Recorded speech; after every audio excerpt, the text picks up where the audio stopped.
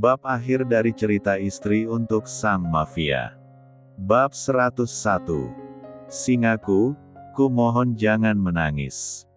Ya, Arum tahu itu. Karena Zauji hanya untukku. Bahkan Allah telah mengikat kita dengan caranya. Memangnya, apalagi yang harus aku khawatirkan? Ucap Arumi penuh percaya diri. Sekalipun terdapat getaran nada suara yang sedikit serak di sana. Max menarik napas dalam lalu ia hembuskan perlahan-lahan. Setelahnya, ia ceritakan semua hal yang terjadi dengan penyebab kenapa sang istri tak sadarkan diri. Tak ada satupun kejadian yang ia tutupi, semua ia sampaikan dengan detil namun singkat. Saat ini, mungkin adalah waktu yang tepat bagi Arumi untuk mengetahui semuanya. Mendengar penjelasan yang dituturkan oleh suaminya, Arumi hanya bisa membekap mulutnya dengan telapak tangan. Kemudian ia memejamkan matanya sambil mengucapkan istighfar berkali-kali. Astagfirullahaladzim. Astagfirullahaladzim, ya Allah. Ampuni aku. Alhamdulillah, Engkau masih memberikan kesempatan padaku untuk merasakan nikmatnya hidup di dunia. Kembali pada suami dan anakku yang akan jadi satu-satunya amanah darimu. Maha besar Engkau ya Allah, ucap Arumi lirih dengan bibir yang bergetar. Bukannya sedih karena ada anggota tubuhnya ada yang hilang dari kandung badan. Tetapi Arumi justru bersyukur luar biasa karena masih diberi kesempatan hidup di tengah kemungkinan besar bahaya yang bisa saja merenggut lebih banyak hal darinya. Semua yang ia miliki pada dasarnya adalah milik Allah. Lalu apa yang harus ia ratapi jika kehilangan terhadap apa yang bukan menjadi kepemilikannya secara mutlak? Max menggenggam kedua telapak tangan istrinya yang dingin dan gemetar saat bercerita. Mencoba mentransfer kekuatan dan keyakinan pada istrinya bahwa apapun yang terjadi tidak akan merubah segalanya. Jadi, kedepannya Arumi tidak akan bisa hamil lagi. Begitu kan, Si? Arumi bertanya seraya menatap Max dengan mata berkaca-kaca. Maafkan aku. Karena, aku telah memutuskan semua hal yang menyangkut dirimu tanpa meminta izin terlebih dulu padamu. Sekali lagi maaf, apabila aku telah lancang dan mengambil jalan kebaikan tanpa persetujuanmu lebih dulu. Saat itu, hanya satu yang aku pikirkan. Keselamatanmu adalah yang utama. Aku yakin dan percaya bahwa istriku ini akan mampu menerima semuanya. Arumiku sayang adalah wanita terpilih. Max membesarkan hati Arumi dengan berkali-kali melabuhkan ciuman di kening maupun pipinya. Tanpa ia ketahui bahwa Arumi telah siap dengan segala kemungkinan terburuk sekalipun. Wanita di hadapannya ini nyatanya lebih kuat dari bayangan siapapun.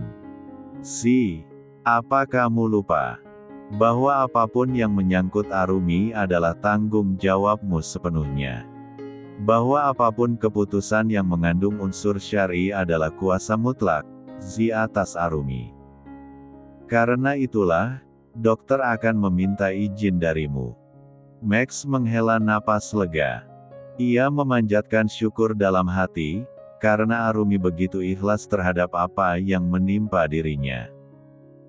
Padahal, dia sendiri sempat sedih dan ragu apabila Arumi itu tahu penyebab kejadian yang membuatnya tak sadarkan diri selama setengah hari ini. Ternyata, Arumi begitu berbesar hari. Max menatap wajah istrinya dengan sorot mata penuh haru. Bahkan bulir bening itu hampir tumpah dari kelopak matanya.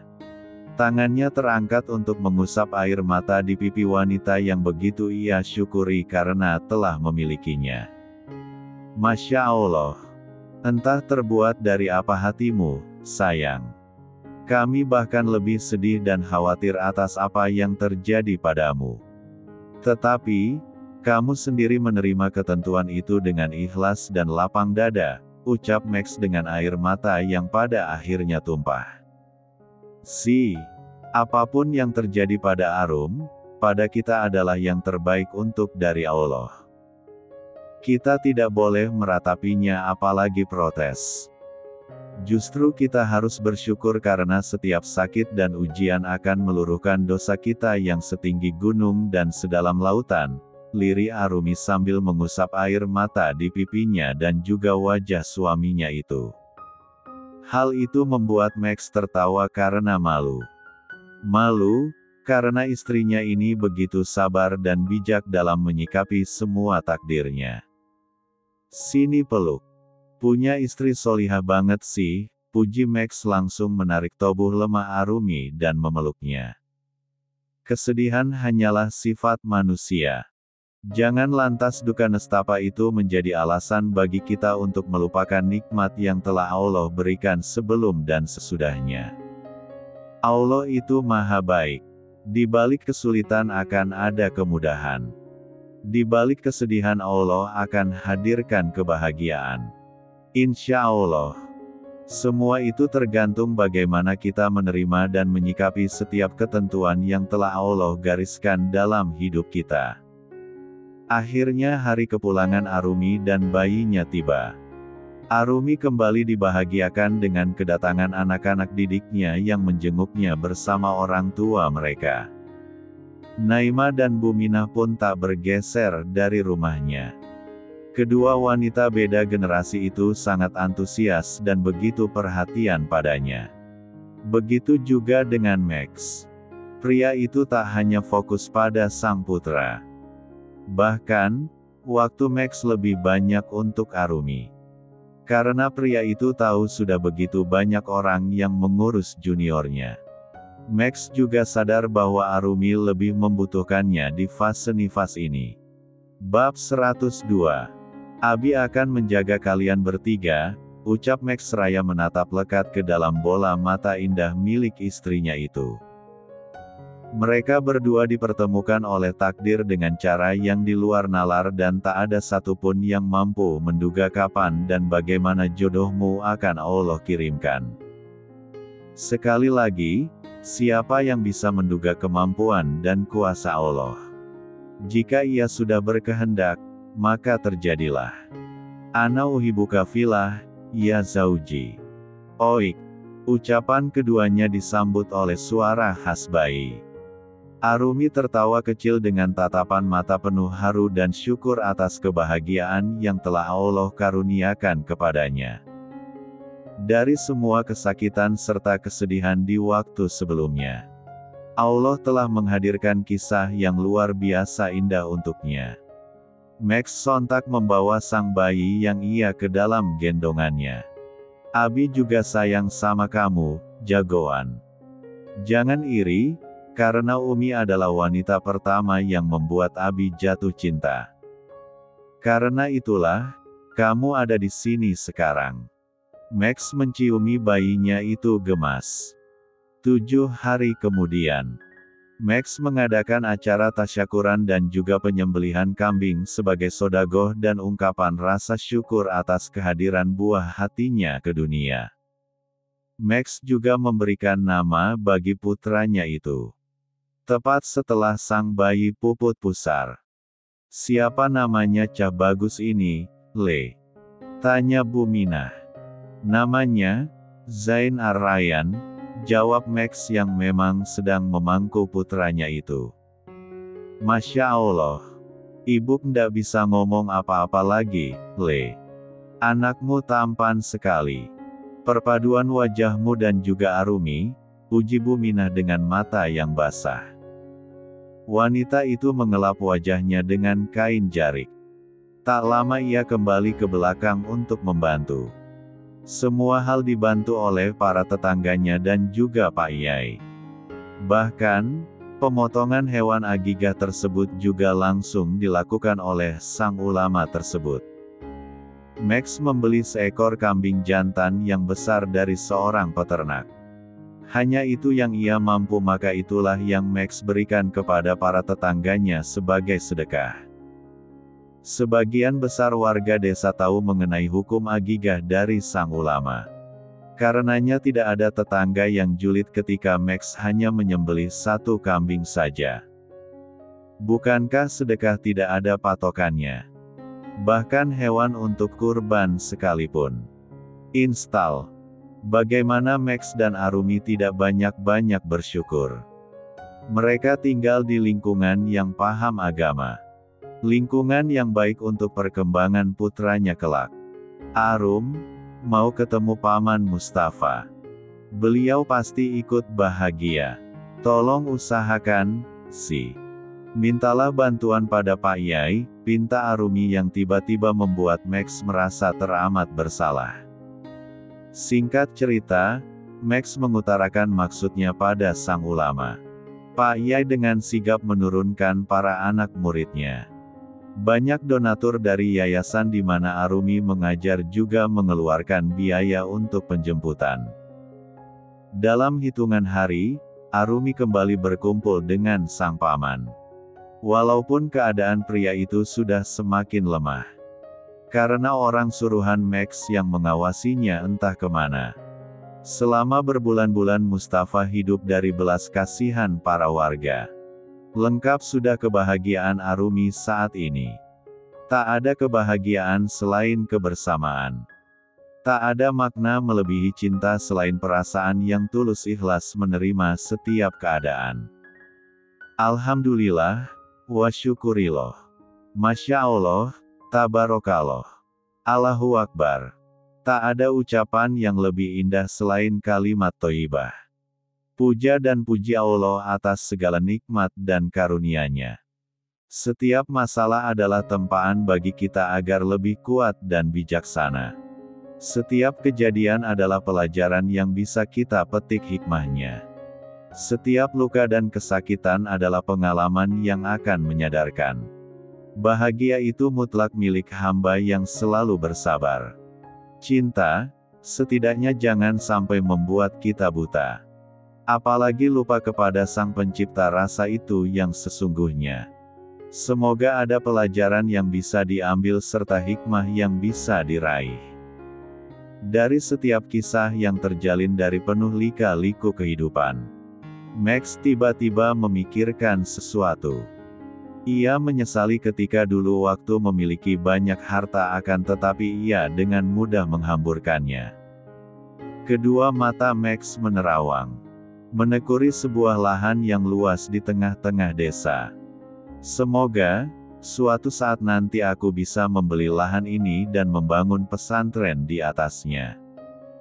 Itulah harapan dan doa yang mulia dari seorang ex-mafia. Bab 103. Langsung Mimin gaskan. 7 tahun kemudian. Zain Ar-Rayyan tumbuh menjadi anak laki-laki yang sangat cerdas dan berbakti pada kedua orang tuanya. Zain memiliki karakter dan pribadi yang selalu menyenangkan orang lain atau siapapun yang pertama kali melihat anak itu. Zain dengan keramahannya serta sikap sopan santunnya, tentu menurun dari sang umi. Siapa lagi kalau bukan Arumi?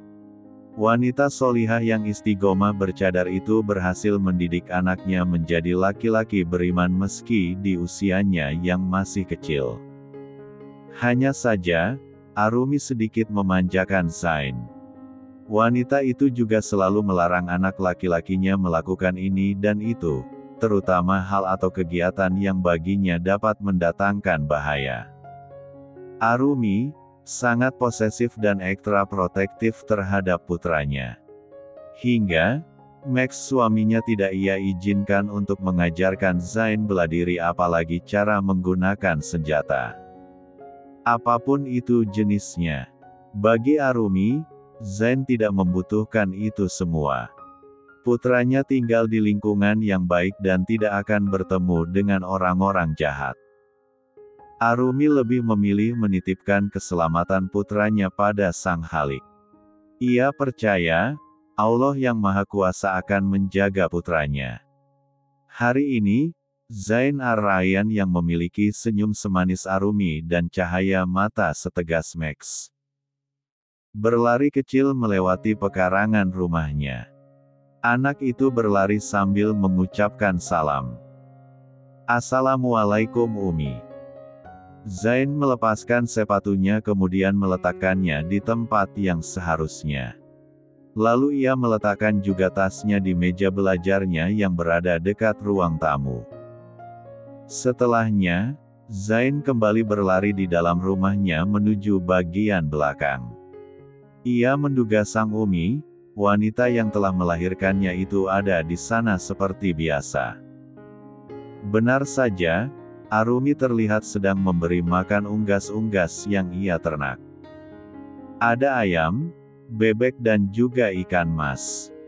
Inilah usaha kecilnya yang membuatnya sibuk namun tetap berada di rumah untuk mengawasi putranya dan juga berpenghasilan tentunya. Kebetulan, halaman belakang rumah peninggalan ayah dan ibunya ini cukup luas. Arumi bahkan membuat kandang ayam 5 tingkat agar irit lahan.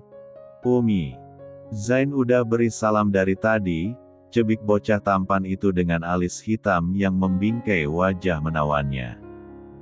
Sejak kecil Zain sudah terlihat memiliki bakat wajah yang tampan dan akan dengan mudah memikat wanita.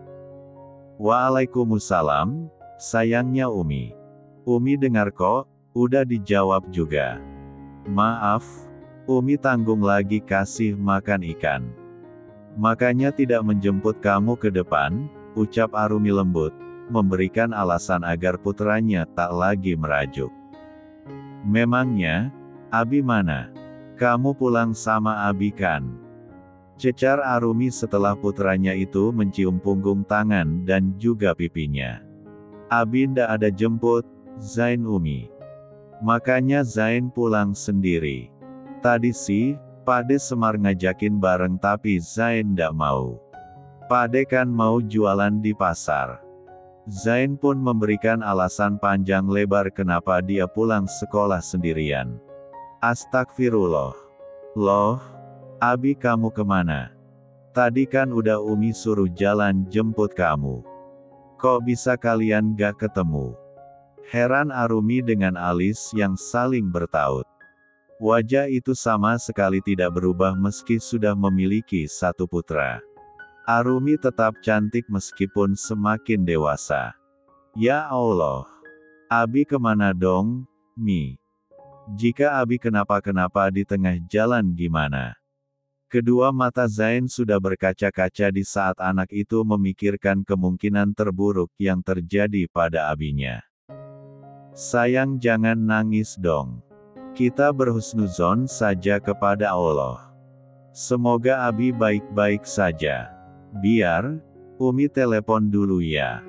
Arumi berhasil menenangkan putranya yang hampir menangis. Zain memang memiliki perasaan yang lembut sehingga mudah tersentuh. Arumi menghubungi suaminya, namun tak lama pria yang telah membuat ia dan sang putra khawatir tiba-tiba muncul di pintu sambil nyengir. Maaf.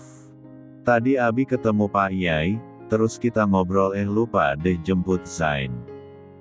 Max memberikan alasan sambil pasrah mendapat tatapan tajam dari istrinya. Lah menyesal kenapa bisa lupa. Apalagi tadi pembahasan mereka sangat menarik. Tentang pembebasan lahan yang ia inginkan sebuah bangunan berdiri di atasnya nanti. Walau itu semua masih akan menjadi mimpinya. Abi, lain kali kalau ngobrol itu jangan sampai melupakan kewajiban utama ya. Untung saja anaknya yang tampan ini bisa pulang sendiri dengan baik, ucap Arumi lembut, tapi mampu membuat Max kesulitan menelan ludahnya. Umi, jangan marah sama Abi ya. Zain juga kan ndak apa-apa. Seharusnya kita kan bersyukur bahwa kenyataannya, Abi baik-baik saja, ucap Zain, memutuskan tatapan mematikan Arumi pada suaminya itu. Iya, Zain sayang. Alhamdulillah. Sudah masuk sana ganti baju. Terus bantu Umi kasih makan bebek ya, ucap Arumi yang mana pandangan matanya masih mengarah pada Max.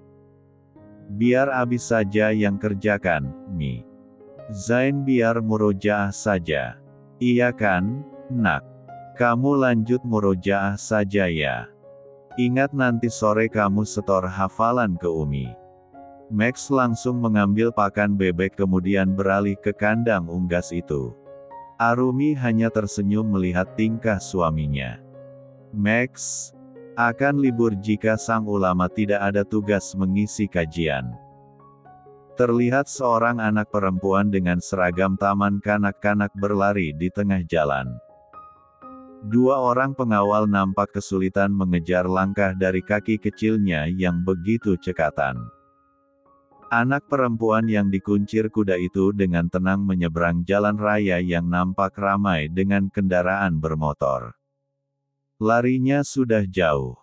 Bahkan dua pengawal itu tak lagi terlihat. Tak lama anak perempuan itu mengeluarkan ponselnya untuk memesan jasa ojek melalui aplikasi online. Dalam sekejap anak perempuan itu telah berada di belakang jok sang driver yang berjaket hijau. Eneng yakin, mau ke alamat itu. Jauh loh. Di depan aja sini jangan di belakang, Bapak takut kamu ngantuk. Sang driver mencecar pertanyaan karena dirinya juga heran setengah mati. Gimana tidak? Agar anak kecil yang memesan jasanya untuk pergi ke suatu tempat di mana daerah itu terkenal agar rawan kriminal. Aku gak akan ngantuk. Aku bakalan pegangan kencang, kata anak perempuan itu. Dia bahkan membayar jasa ojol tersebut dengan dompet digital. Sungguh canggih. Oke, kita berangkat ya. Mau tak mau sang driver jalan juga. Meskipun hati dan pikirannya dihinggapi berbagai pertanyaan. Setengah jam kemudian mereka tiba di tempat tujuan. Gadis kecil itu langsung turun dan berlari setelah sebelumnya mengucapkan terima kasih. Sang driver tersenyum ketika dia membuka telapak tangannya. Anak kecil itu memberinya tips 1 batang coklat. Mau ngapain ya tuh bocah cantik kesini? Gak takut diculik apa? Apa iya? Tempat kayak gini buat lokasi syuting. Sang driver memutuskan berbalik dan pergi. Kebingungannya tidak terjawab walaupun anak kecil tadi bilang dia mau syuting film. Anak kecil itu berlari riang dengan senyum yang terus terkembang. Apalagi ketika suara tembakan itu jelas terdengar di kedua telinganya. Dedi, memang hebat. Anak kecil itu bertepuk tangan saat Dev berhasil menembaki semua properti latihan. Felicia.